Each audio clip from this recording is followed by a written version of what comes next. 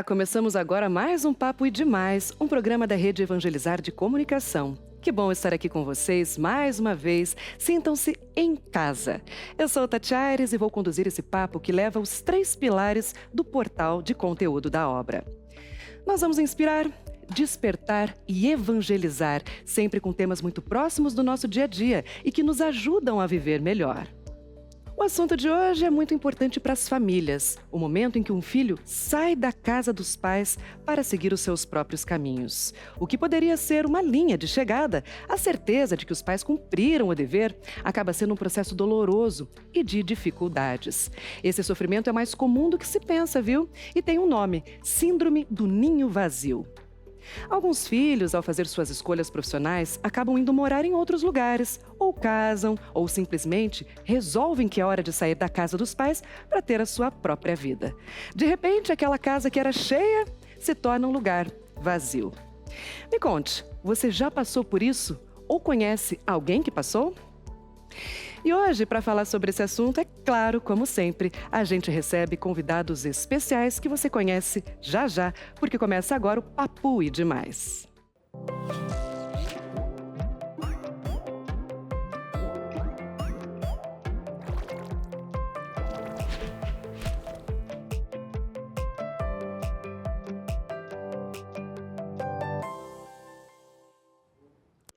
E vamos lá então apresentar para vocês os nossos convidados conforme prometido.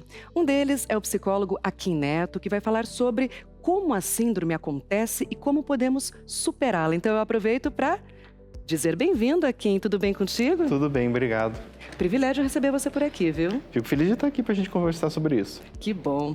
E a gente tem mais um convidado também sob a perspectiva espiritual. É o Padre Jorge Fortunato, que orienta famílias sobre esse assunto. Padre Jorge, bem-vindo. Olá, Tati. Muito obrigado pela acolhida aqui na TV Evangelizar. Tudo certinho contigo? Tudo certo. Estamos à vontade para começar esse papo. É um tema difícil, então para a gente explicar para quem está assistindo a nossa programação, eu já começo aqui com a Kim para explicar o que é a síndrome do ninho vazio. Bom, na verdade é assim, a gente dá esse nome, né? Isso não é uma síndrome, não, você não vai encontrar isso no DSM, por exemplo, né? Mas a gente dá esse nome para quê? Para a gente identificar a dificuldade, a dor emocional que alguns pais têm quando os filhos saem de casa. Então, o síndrome do ninho vazio seria isto, caracterizada pela dor, seja ela por depressão, raiva, ansiedade, quando os filhos querem sair de casa. Às vezes os filhos não saíram efetivamente. Já sofre por antecipação. Já sofre por antecipação, com toda certeza. Então, o nome que a gente dá é isso. A pessoa perde o sentido de vida. Geralmente são pessoas que se dedicam muito aos filhos e passam em algum momento confundir a sua vida com a vida dos próprios filhos. Quando eles se vão, ela perde o sentido de vida. Então, fica à deriva e às vezes quando temos um casal dentro dessa dinâmica, o próprio casal perde o sentido. Não sabem mais ser marido e mulher, apenas pai e mãe. É como se desmontasse aquilo que foi construído ao longo de muito tempo. É como se fosse uma perda mesmo, tanto que em muitos casos o que a gente percebe é um processo de luto mesmo, como se os filhos indo embora fosse o fim, um fim trágico, a morte. Não se entende que o filho fora de casa continua sendo filho e ele continua sendo pai e mãe, e o casal continua sendo um casal. Geralmente isso acontece ao longo da vida, inclusive. Quando os filhos nascem, os pais abandonam o papel de esposo e esposa. Começam a se relacionar apenas nessa função paterna e materna. Inclusive, antigamente até tinha muito aquela ideia do esposo chamar a esposa de mãe. É mãe, verdade. E a mãe vai ao pai. Né? Então isso ficava tão caracterizado que aquele era o pai e a mãe, e não mais o esposo e a esposa. Ou seja, duas situações diferentes de problemas Sim. já sinalizados, né? Sim, Quando com vem certeza. ali do nascimento, o casal já eventualmente se desestrutura e depois a saída. Então são 2 pontos de vista interessantes para a gente lidar daqui a pouco um pouquinho mais, Sim. né? Agora eu gostaria de perguntar para o Padre Jorge qual a orientação espiritual, a mensagem de Deus para famílias que estão vivendo este momento. Afinal, é doloroso. Sim. É interessante lembrar, Tati, que Deus não é mágico, né? E todavia, sempre Jesus, ele pregou a verdade, né? E estar sempre com os pés no chão, encarando as realidades de cada dia, né? Por isso que ele sempre afirmou e orientou: vinde a mim, todos vós que estáis cansados, sob o peso dos vossos fardos, que eu vos darei o descanso. Mas é um descanso encarando a sua vida, a sua existência da forma real, né? Por isso que eu repito, não é nada mágico. Deus não é mágico, não é. E na forma espiritual, infelizmente, podemos dizer assim, infelizmente, no atendimento espiritual, na paróquia, aqui no santuário que nós trabalhamos, nós vemos hoje, infelizmente, um povo doente. Doente porque não sabe tomar atitudes sozinhos, né?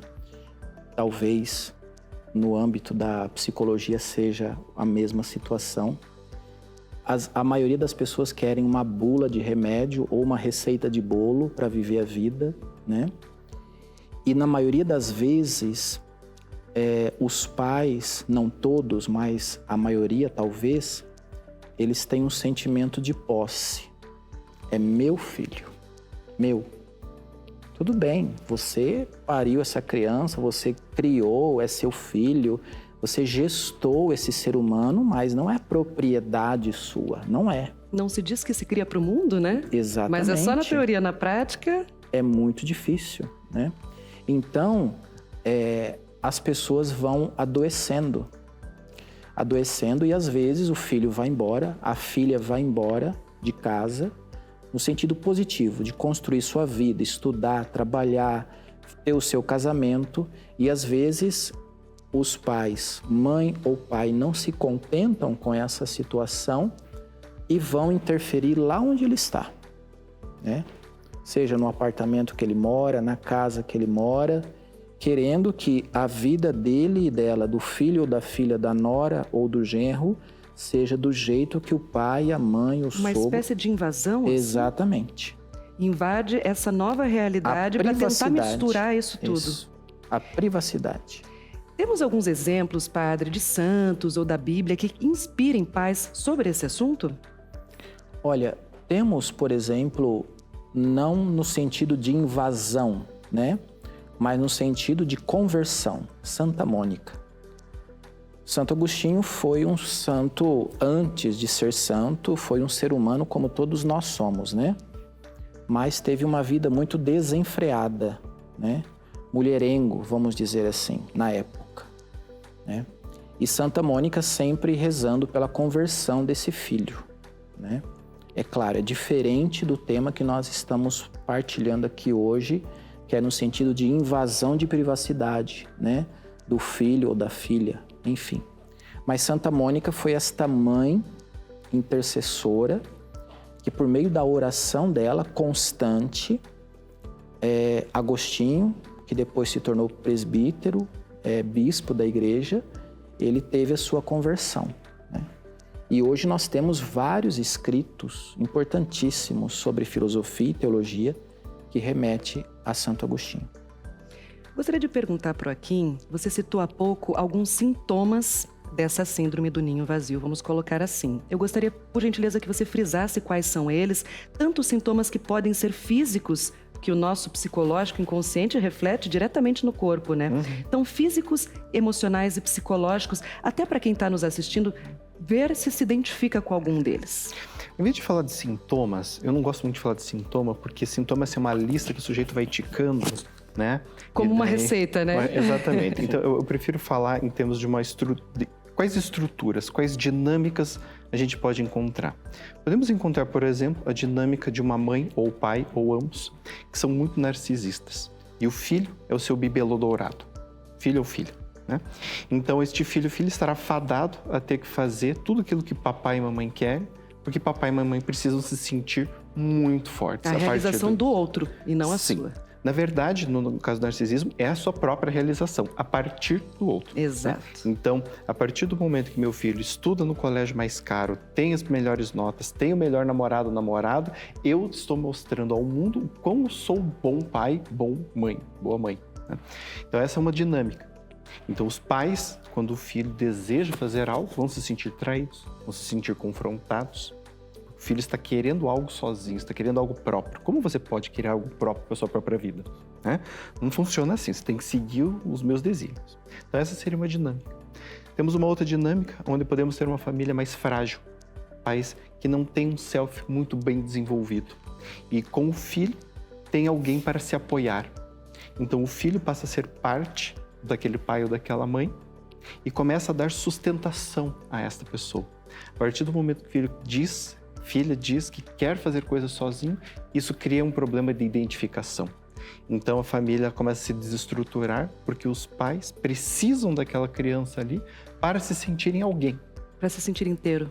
Para se sentir alguém. Como faltasse um pedaço. Saiu o filho de casa, perdi um membro. Exatamente. Então essa é uma outra dinâmica. Né? E ainda temos uma dinâmica onde temos, por exemplo, conflitos no casal. Então nessa dinâmica, o casal está em conflito e os filhos se tornam seus aliados. Então perder o filho ou a filha, nesse contexto, significa também perder a guerra. Então nesse caso é um pouco mais difícil, porque os filhos também vão tender a tomar partido dos pais. E muitos, inclusive, não querem sair de casa, embora fosse importante. Então, essas três dinâmicas configuram cenários diferentes, percebe? Onde no caso de um narcisista, a gente teria pais que se sentiriam traídos, ameaçados até pelo filho ou filha. Num outro, a gente teria um pai, uma mãe que não sabe viver sem, que perde, como você falou, um pedaço de si. E nessa terceira, uma pessoa que se sente enfraquecida. Como você pode me deixar aqui sozinho com seu pai? Quem é você, né? Agora eu vou ficar aqui só com a tua mãe. Então essa culpa, ela é jogada em cima da criança. E ainda coloca um contra o outro, né? Certeza. O que é muito doloroso e pode causar outros problemas nesse desenrolar. A verdade é que isso rende pano para manga. Então eu peço paciência para vocês, gente, para ir para um rápido intervalo e a gente volta já já com muito mais e discutir esse tema tão importante. Eu te convido, fique conosco. Até já.